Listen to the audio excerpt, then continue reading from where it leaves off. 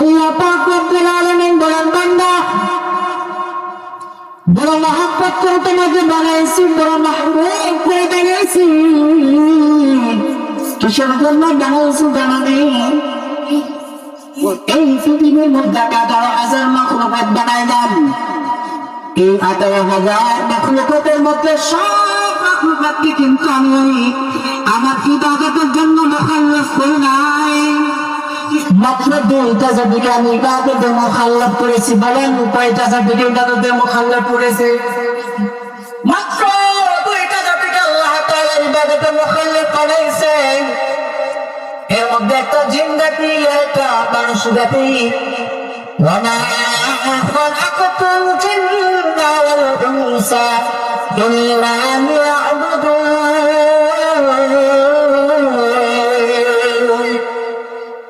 আল্লাহ পাক রব্বুল আলামিন এই 2টা জাতিকে তার গোলামি করার জন্য বানাইছেন।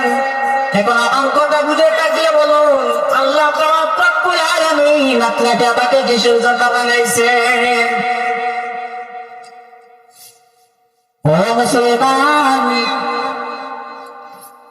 আল্লাহ পাক রব্বুল আলামিন তোমাকে আমাকে বানাইছেন তার গোলামি করার জন্য। অন্য কারো গোলামি করার জন্য বানাই নাই, অন্য কারো সেজদা দেওয়ার জন্য বানাই নাই। কিন্তু দেখবে এই সমাজের মধ্যে এমন অনেক মানুষ আছে যারা মূর্তির মধ্যে সেজদা করে, এমন মানুষ আছে না নাই? অনেক মানুষ আছে যারা মূর্তির সামনে সেজদা করে, পীরের বান্তির দেওয়ার পায়ের মধ্যে সেজদা করে চুমো দেয়। আল্লাহ পাক রব্বুল আলামিন বলেন না না না, তোমাকে আমি বানাই নাই,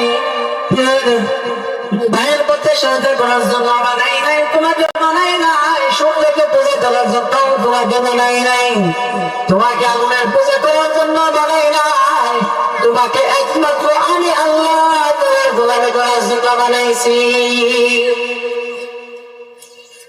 এই যে আল্লাহ পাক রব্বুল আলামিন আপনাকে আমাকে গোলামির জন্য বানাইছেন,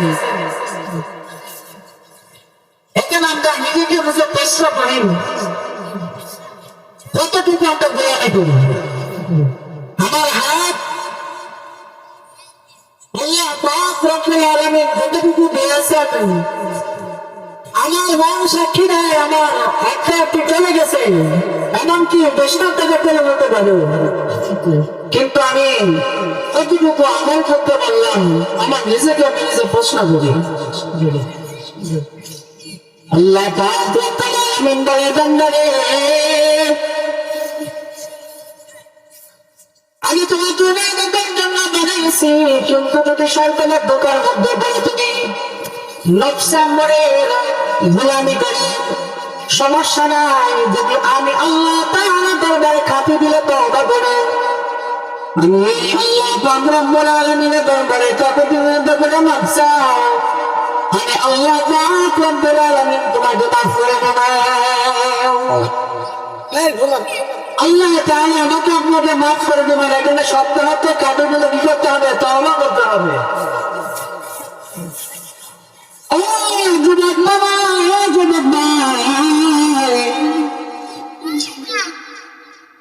জীবনের তামাশার মধ্যে তুমি শেষ করে দিচ্ছ, তোমার একটু তোমার চিন্তা আসে না যে মালিক তোমাকে আমাকে সুন্দর অধিকারী হিসাবে বানাইছেন, এই দুনিয়ার মধ্যে প্রেরণ করেছেন। তোমার মতো কত যুবক হৃদয় ভেদে চূড়ান্ত মারা যায়, তোমার দিলের মধ্যে কি ভয় লাগে না? তোমার মধ্যে কত যুবক হাসপাতালের মর্গের মধ্যে লাশ হয়ে শুয়ে আছে, তোমার কি দিলের মধ্যে ভয় ঢোকে না? তখন যদি মালাকুল মউত আজরাইল আলাইহিস সালাম তোমার পিছে দাঁড় করে,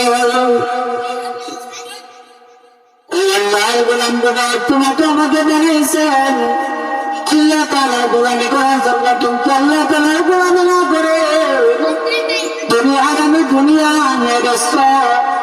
দুনিয়ার মধ্যে আমার এই করতে হবে, দুনিয়ার মধ্যে আমার ক্ষমতা লাগবে, দুনিয়ার মধ্যে আমার টাকা লাগবে, বাড়ি লাগবে, গাড়ি লাগবে, সব কিছু আসা একটাবার কি চিন্তা করল না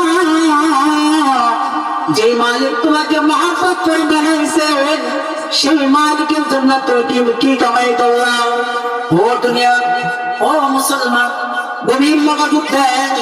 আল্লাহ পাক রব্বুল আলামিন এই দুনিয়াটাকে বানাইছেন আমল খুশি করার জন্য, আমলগুলোকে জমানোর জন্য।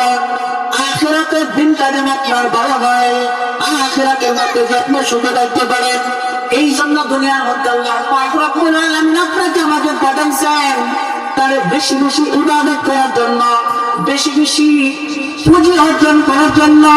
যেমন আপনি চিন্তা করেন, হায় হায় আমার বয়স তো অনেক হয়ে গেছে, আমার ছেলে আছে 5টা, আমি আছে 3টা, আমার ছেলেদের জন্য কিছু করে যেতে হবে, টাকা পয়সা ধন সম্পদ সব কিছু জোগাড় করতে হবে। আপনাকে আমাদের দিনের ছোট দিদির দান আত্মান মেনে দেয় আল্লাহ তাআলা যেন তাকে উদ্ধার করেন। আল্লাহ তাআলা রব্বুল আলামিনের কাছে আমরা সকলে দোয়া করি। ওয়া আখিরু দাওয়ানা আলহামদুলিল্লাহি রাব্বিল আলামিন। আসসালামু আলাইকুম।